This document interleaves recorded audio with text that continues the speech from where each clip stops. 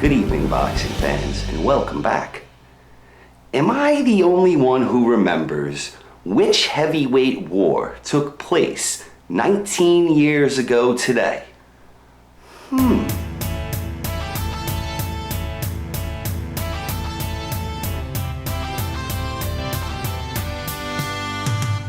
It was 19 years ago today. Galata fought their own replay. It went exactly like it did the first time. Galata couldn't seem to find the belt line. So may I introduce to you the fight you've known for all these years, and I'll bridge Galata to recap.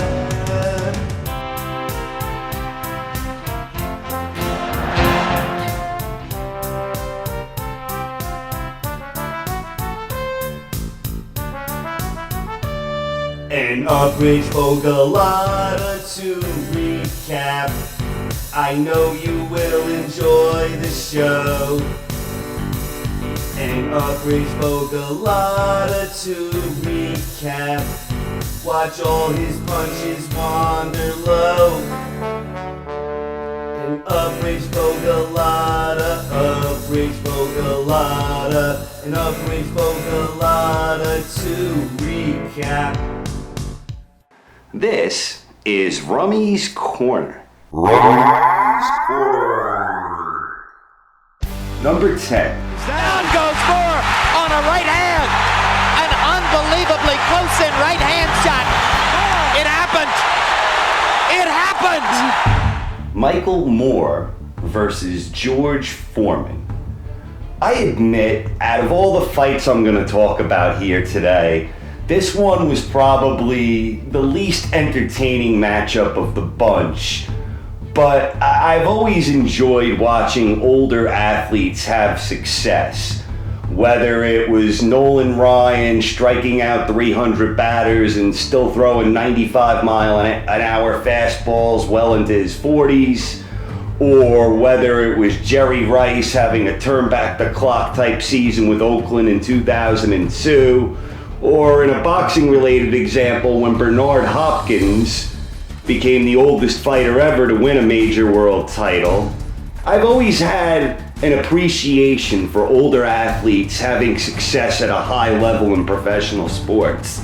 And with the George Foreman-Michael Moore bout, I think first off, people tend to forget some of those early rounds were competitive and they actually were exciting.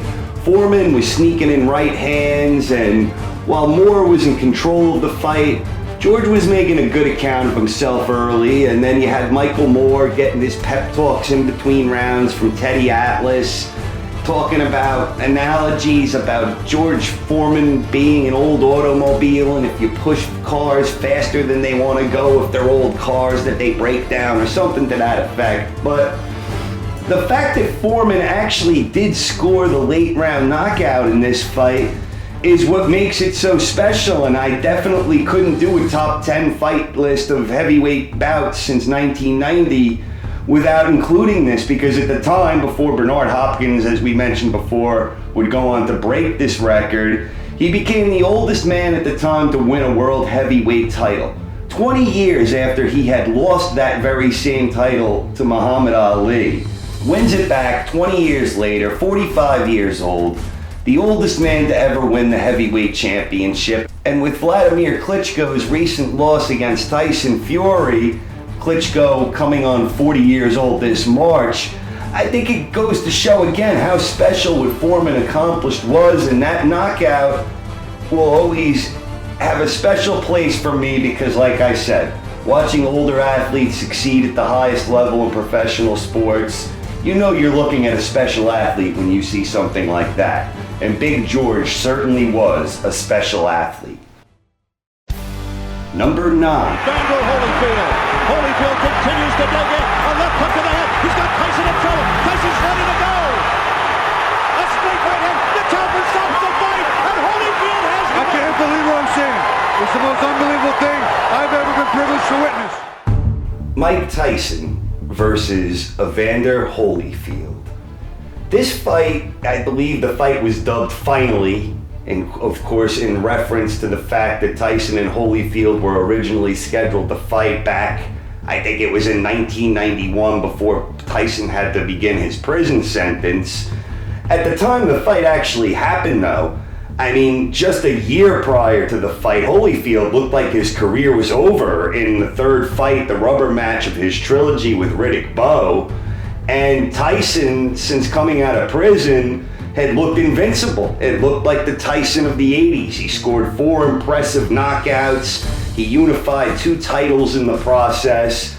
The fight was an interesting one. I think people tend to look back on it with a little bit of rose-tinted glasses. Obviously, I think it was a great fight. I'm including it here. But it had a lot of holding and a lot of lulls in the action, and this was all part of Evander's grand strategy. And it worked.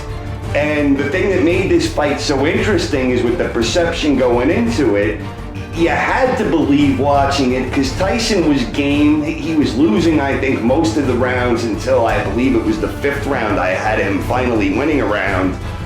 But the whole time, Mike was still throwing punches and he was game. And Evander was winning rounds with his spoiler-like tactics, disrupting Mike's rhythm and out-muscling him when they were in close quarters.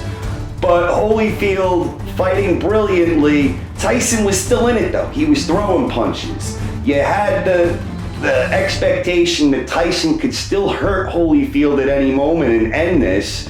And after Tyson had his best round, again, I believe that was the 5th round, in the very next round, Tyson had a back-to-back whammy where first he got cut by an accidental headbutt, and then he was dropped by a body shot, and at that point forward, Tyson no longer, to me, seemed to really be in the fight. I mean, he was still throwing every now and again, but Holyfield started really getting the best of him after that. Between the cut opening from the headbutt and suffering the knockdown, at that point I think Holyfield had mentally taken Tyson to an early breaking point. In any case, this was a huge upset that reestablished Evander Holyfield as a great heavyweight. Showed to the people that were paying attention, and I'm not saying I was one of them, but that his post-prison career may have been more about smoke and mirrors than we had originally realized, or at the very least it became clear that the myth of the Mike Tyson from the 80s, the great ferocious fighter, was no longer the same guy that came out of prison, despite his outer ring antics around that time period. Great fight. Number 8. Andrew Galata almost collapses into the arms of his cornerman. He didn't leave anything in that ring. He is spent. He gave every ounce of energy, and I think Chris Bird did too. Chris Bird versus Andrew Galata. This fight was one that was highly criticized at the time it was signed, and it was signed on really short notice, if I remember correctly. I think Bird was supposed to originally face, I think it was Touch of Sleep, who had to pull out. I think it might have been because of an injury. And anyway, he pulled out on short notice, and Galata got the call. And Galata had only recently just signed with Don King. And at that point, in April 2004, Galata hadn't had a meaningful fight in almost 4 years since he left the ring in what looked like a career ender in that bizarre ending to his fight with Iron Mike Tyson. In any case, Galata got the call, and despite maybe not deserving the title shot when he got it, this wound up being a fantastic clash of styles, and it turned into an interesting game of cat and mouse. Galata was chasing Bird down, and the exchanges would often happen in close quarters. A lot of times when Bird would get backed into the ropes, Galata would swing and try to club him and hit him anywhere he could, whether it was the shoulders, the side, the body, the face, anywhere he could touch, the gloves. Galata was just trying to club Bird down and overpower him, and Bird, for his part, was doing a lot of slipping, a lot of good defensive exhibition from Bird, and it wound up being a terrific fight that Galata and Bird had. And after I thought Galata got off to a good start in the first half of the fight, it started becoming more competitive, and by the later mid-rounds, like rounds 8 through 10, I believe it was, they were just a scoring nightmare from a judge's perspective, I'd imagine. They were very difficult rounds to score. Both guys were having their moments. The action was high energy. The crowd was into it. It was a good competitive matchup. It wound up being ruled a draw, and I personally had Galata ahead on my card. You would think that a heavyweight title fight that ended in a draw demanded an immediate rematch, and I think it's unfortunate and a shame that fans never got to see this, because this was a hell of a fight. And Bird and Galata put on a great show that night. They'd fight on the same card later that year in 2004, where Galata would this time be facing John Ruiz, and Bird had defended against Jameel McCline. But I really wish that that had been a Bird-Galata 2 or a Bird-Galata rematch, because their first fight was a compelling encounter and a really good heavyweight fight. Definitely one of the best since 1990. Number 7. Hard right hand inside by Holyfield, and now down goes Evander. A right hand by Bowe. A right hand inside as Holyfield lunged to get back at him. Riddick Bowe versus Evander Holyfield, their third encounter. This is the fight that came after Evander Holyfield was apparently misdiagnosed with a heart condition, and there was concern, especially from Big George Foreman during the broadcast. There was concern for Holyfield's health and well-being. But despite that, this was a very good fight and a very good scrap, and in many ways, I think it was a better fight than their second fight, which was another great fight. But I actually thought that this was a more exciting matchup, this third fight between Holyfield and Bowe. And there was a lot of infighting in this fight. And besides being concerned for Holyfield's health, there was a lot of talk about Holyfield maybe employing the incorrect strategy going up against Bowe, where in their second fight, he had a lot of success fighting from the outside and winning a boxing match with Bowe. And this time, the two guys were just trading punches in a phone booth and ripping a lot of uppercuts, and they were both landing with great frequency. And Bowe started getting the best of Holyfield. I think it was around the fourth round, it started shifting Bowe's favor. And then Larry Merchant was saying how you couldn't count Holyfield out. At that point, in the beginning of the sixth round, Holyfield came out like a ball of fire. Right after the end of the fifth round, I think George was getting really concerned at that point. And in the beginning of the sixth round, Holyfield came out like a ball of fire, and he dropped Bowe with a left hook. I think that was the first time Bowe had ever been dropped in his career, and all of a sudden, Holyfield looked great, and he was working Bowe over. Bowe was still hurt, searching for his legs. A round or two later, Bowe catches him with a big right hand when Holyfield was having another good moment and going in for the attack. Bowe caught him, dropped him hard. Holyfield looked really hurt at that point. And then Holyfield got up and the fight was basically over. Bowe finished him quickly. But this was a great fight, this rubber match between two all-time greats in Evander Holyfield and Riddick Bowe. Bowe got the best of the trilogy, scored a knockout, and like we mentioned in one of the earlier entries, fight number 9 in the list, Tyson Holyfield won. This was in almost exactly a year before that. Holyfield looked like he was down and out and that his career was coming to a close. But Bowe went on, and at that time, he was still widely considered the best fighter in the division. The entire Holyfield-Bowe trilogy was outstanding, and I think the third fight gave a decisive ending to this great rivalry in the history of boxing.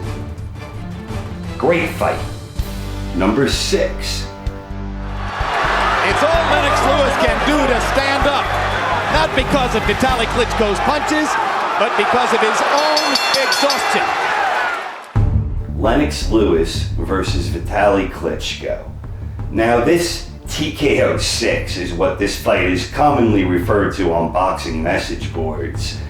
This fight is still, to this day, one of the most talked about fights ever on boxing message boards. The debate goes on forever on this one.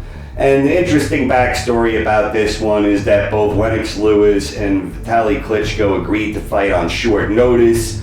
Originally, it was supposed to be a doubleheader to help showcase the guys to fight later in the year, but Lewis was scheduled to face Kirk Johnson, and Klitschko was scheduled to face Cedric Boswell. And when Kirk Johnson had to pull out with a pectoral muscle injury a couple of weeks before the fight, I think it might have been 2 weeks before the fight, Klitschko agreed to just fight Lewis instead, and this was a move that both of them deserved to be applauded for. And then it wound up being a very interesting fight, and you have to remember, at this point in time, Vladimir had just been blasted out a few months earlier by Corey Sanders in a big upset for Corey, scoring a big knockout. He looked all wrong for Vlad. He blew him out in 2 rounds. And at the time, Vladimir, who had just been filming with Lennox Lewis for their scene together in Ocean 11, which was in a sense a preview for an expected match between him and Nat Klitschko, when Vlad got blown out by Sanders, a lot of people thought he was the better Klitschko, and a lot of people thought that, you know, if Vlad was beaten so easily by Sanders, they have the same genetics, they're from the same family. The likelihood of Lennox Lewis blowing out Vitaly Klitschko seemed pretty high at the time, and what happened was something completely different. Klitschko came out and he started winning the early rounds against Lennox. His long, awkward style, his bending at the waist and moving straight back. Lennox was used to being the bigger man in there. But the bigger Vitaly Klitschko was outboxing and outfighting Lennox Lewis in the early going of this fight. So after the second round, I think it was, Emmanuel Stewart had blasted Lennox in the quarter, telling him he was losing the fight, he needed to take it to the streets, and Lennox came out and started fighting a rough fight, and he started working his way back into the fight. Things seemed to start shifting in Lewis's favor, but Klitschko was still certainly holding his own. And then at some point, that grotesque cut opened over the eye of Vitaly Klitschko, and it just started getting worse and worse. By the end of the 6th round, both of these fighters looked absolutely exhausted. Lennox landed an uppercut that looked like it may have depleted him of every last ounce of energy he had. Klitschko amazingly stood up to this monster uppercut. His eye was a total mess. And he went back to his corner. He didn't look like he had any more energy than Lennox did. The debate goes on forever. What would have happened in the 7th round had it happened, but no 7th round ever came. Lewis won the fight by technical knockout. The rematch that was highly anticipated never happened. Lewis retired, having beaten every man he ever faced. And Vitaly Klitschko, widely viewed as the people's champion at that time, never got the satisfaction of having a true passing of the torch fight, even though this fight represented a passing of the torch. Can't blame Lewis for bowing out on top, but it would have been fun to see, I have to admit. Number 5. David Tua versus Ike Quartey, another instant legend fight on HBO's Boxing After Dark. Very good punches. Very good punches. David Tua versus Ike Quartey. This is one of those fights that's still talked about a lot in classic boxing forums, or boxing forums in general. There was a mythological aspect to both David Tua and Ike Quartey. Tua was always often compared to, especially during the 90s and the late 90s, he was compared to a prime Mike Tyson, and Ike Quartey at this point was a bit of an unknown mystery, undefeated prospect that people didn't know a whole lot about. But with his wins over Tua in this fight and his win over Chris Bird, he kind of reached a mythical status where people believed Ike was the real deal and that we were shortchanged by his antics that led him into trouble and got him out of boxing. And Tua was the known commodity being promoted coming into this, and we learned a lot. Ike was a mystery, and we learned a lot from him in this fight. This was just a high-volume, intense encounter, and I can't think of a better way to put it. Ike came out, and despite Tua's known and vicious power at the time that he had a reputation for, Ike was not intimidated by Tua in the slightest. He came out throwing punches at an unbelievable volume. Just his activity rate was phenomenal. And this fight broke all kinds of records for punches thrown. Ike was doing a good job. He was fast, he was showing a good jab, he was strong on the inside, he was throwing all kinds of power shots, and he was taking Tua's bombs in return. And, you know, David Tua in his prime, David Tua throughout his career rather, was often victim to not being active enough, but in this fight, and maybe it had a lot to do with Ike's style, I think this was when Tua may have been on top of his game, because he was throwing a lot of punches in this fight, and unlike typical Tua that we were accustomed to from other fights, in this fight, Tua was throwing right hands, Tua was throwing combinations, Tua was throwing body shots. Tua was doing all the things we always thought that if he did, he could have been more successful in his career. And in this fight, it all came together for him. I thought Tua started getting the best of him more and more as the fight progressed, because Ike's activity, he started relying on the jab more as the fight went on. And I thought in their exchanges, Tua was landing the far more telling blows. Ike had an incredible chin.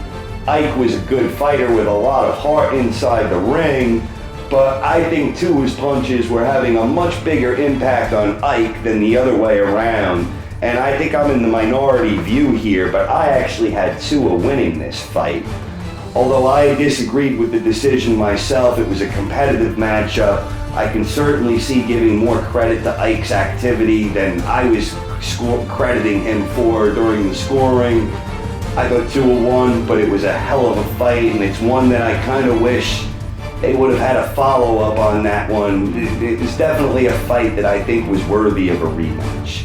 Great fight. Tua and Ike put on a hell of a show. Number 4. And he is in a dangerous situation, even with all the good work he's done. Can Brewster take advantage? Nails him with the right and the left hand.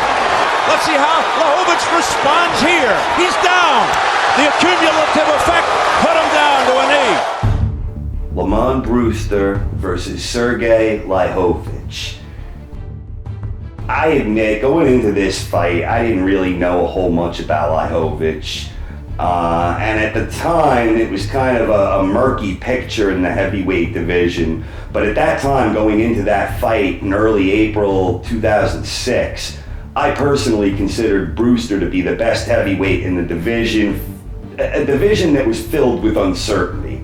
And this was a time that was a few months after Vitaly would begin what wound up being a 4-year retirement. So he was out of the picture.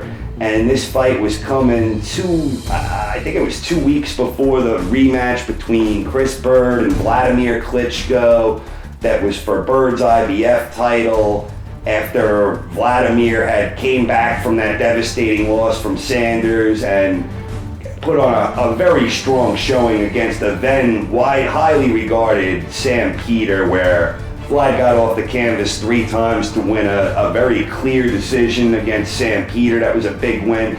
But at this point, there was no clear top heavyweight, but I thought it was Brewster. And what happened in this fight, for the most part, is it wound up becoming a tactical boxing match where both fighters were throwing and landing bombs throughout. But they were doing so in the confines of an actual boxing match. The two of them were both trying to do similar things throughout the fight. You had these two guys, they were both hurting each other. They were both visibly hurt several times throughout the fight. I believe it was the 7th round where Brewster had unloaded and overwhelmed Blachowicz near the end of the round. And then a couple of rounds later, Blachowicz was really taking it to Brewster, and these two traded bombs. Both fighters exhibited a lot of grit in the ring, a lot of heart, and it's the type of war where I don't think either guy was ever the same after this. I mean, Brewster had suffered the injury. Blachowicz would go on to lose his next fight against Shannon Briggs in a fight he had been winning until he was knocked out in the 12th round. But this was a tremendous encounter between Brewster and Blachowicz. Both of them showed skills, power, heart, chin, and grit. It was just tremendous in every way. one of the best heavyweight fights ever in my opinion. Certainly one of the top-notch fights since 1990. Number 3. They begin to rise and applaud what has been an extraordinary battle between two men of heart and will and courage and skill.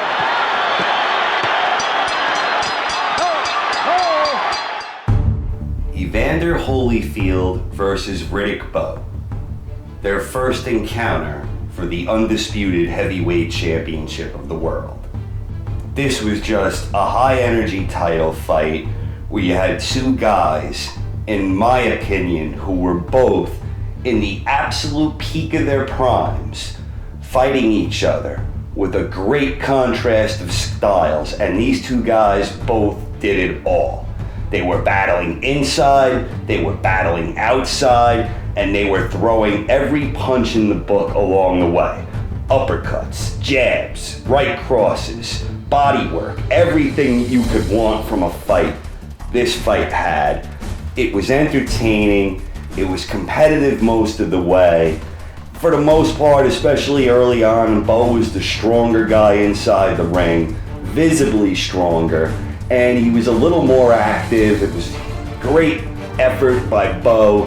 He showed outstanding outfighting skills, in-fighting skills, and even mid-range skills. Bowe was firing on all cylinders this night, and this version of Bowe would have been hell for anybody in the history of heavyweight boxing. Fortunately for Bowe, he had a worthy dance partner right in his own era, in Holyfield on that night. The fight wound up having one of the arguably best rounds in the history of heavyweight boxing, that 10th round where Bowe had Holyfield seemingly out on his feet after he landed that magnificent uppercut, chased Holyfield around, and by the end of the round, Holyfield had reversed the tables on Bowe and he was coming after him. At the end, Bowe wound up proving to be the bigger, stronger man. He beat Evander Holyfield. He would knock him down in the 11th round along the way. Holyfield showed heart and game throughout. Bowe, likewise. And the most brilliant thing Holyfield did in this fight is, well, maybe it wasn't so brilliant for him strategy-wise, but all the things that Bowe does so well. Throughout the whole contest, Holyfield was trying to outdo Bowe at his own game, and he very nearly did it in a very game effort. What a fight. At this point in time, Riddick Bowe looked like he could have gone on to really become one of the, if not the greatest fighters in boxing. The talent that this man had is largely underrated. His prime lasted probably one night where he was at his absolute peak. This was that night. Great fight. This is one every boxing fan should see if they haven't. One of the best fights in heavyweight history. Number 2. Hard power punches from Galata. Bowe goes down. Second time in his career that Bowe's been down, and he's wobbling badly. This was a good left-right combo by Galata. Plenty of time left in the round, and Galata looks as calm as an assassin as he steps back in. Riddick Bowe versus Andrew Galata, their rematch, their second encounter. This second fight between Riddick Bowe and Andrew Galata, it was just an absolute war in every sense of the word. And it was a dramatic war at that. Even the ring entrances for this fight were pretty dramatic. Larry Merchant himself mentioned something to the effect, I mean, that's the type of drama you're talking about. This was almost like a movie setting, and I believe that it was compared to, during the course of the fight, that it was compared to being a real-life Rocky or a heavyweight version of Hagler Hearns, and that's the type of action that you had. I mean, this was a back-and-forth seesaw battle between two guys that I think at this time may have been the two best heavyweights on the planet, or at worst, two of the best three heavyweights on the planet. Early on, Galata was outboxing Bowe. He was beating him in the battle of the jabs. In the second round, Galata would catch Bowe with a, I guess you could call it an equilibrium shot, and Bowe went down. Galata unloaded on Bowe after that, and he was throwing everything in the book. Bowe wasn't going anywhere, still occasionally firing back. We saw a blatant headbutt from Galata at that point. But it was a huge round for Galata. Then in the next 2 rounds, Bowe started turning the tables on him. And even though Bowe looked like he was nearly out in the second round, Bowe was fighting his way back in. And in the 4th round, Bowe hurt Galata pretty badly, it appeared, and he knocked him down. I think this was the first time Galata had ever been down in his career. And Galata got up. He was throwing some low blows after that. And then by the 5th round, Galata had totally reversed the tables again. And this time, Galata jumped all over Bowe, knocked him down again. And from this point forward, it was a war. It started shifting Galata's favor. But Bowe showed the heart of a true champion. This was a Bowe who was far removed from the Riddick Bowe that had fought Evander Holyfield when he was firing on all cylinders. He was far removed from being that Riddick Bowe. But at the same time, Bowe wasn't completely shot like I think a lot of revisionists would like to have you believe. Bowe kept fighting throughout, never gave up, quit wasn't in his vocabulary, and he stayed in this fight despite taking a vicious beating at the hands of Galata. And late in the fight, in the round where Galata would ultimately be disqualified again against Riddick Bowe, Bowe landed a shot. You could see the shot in the corner, and that right there, I think at that point Galata had tipped over a breaking point. I don't even know if Bowe realized he hurt Galata there, but he landed that hell of a shot after taking such a beating in what was starting off as such a great back and forth war. This was one of the most dramatic fights in heavyweight history, and I'll say it's one of the best fights in heavyweight history. The only thing that might stop this from being number 1 on my list is that it wasn't the most significant fight in history, and it had another disappointing, inconclusive ending where Galata got disqualified again. He seemed to be getting the best of Bowe, and this was a war. I mentioned earlier Brewster being awarded 2 fighters never recover from, but this was that on a much higher magnitude because Bowe would essentially retire barring a minor comeback he'd make years later, and Galata just never was the same after that. And I really think at this time these guys may have been the 2 best heavyweights in the world, and the war took so much out of both of them that this was really a career-changing fight where, with all the entertainment it brought, it didn't do any good for Bowe and Galata in the long run because neither ever looked the same again. But it was a hell of a fight. Number 1. Rolling willingly just to try to get in the shot that will finish things in. Oh, the uppercut. What an uppercut by Douglas, and down goes Tyson. It's over. It's over. Mike Tyson has been knocked out. Unbelievable. Iron Mike Tyson versus James Buster Douglas. This one was written literally like it was something out of a Hollywood screenplay. I mean, you couldn't have made up a better story for the big screens if you tried, and this happened in real life.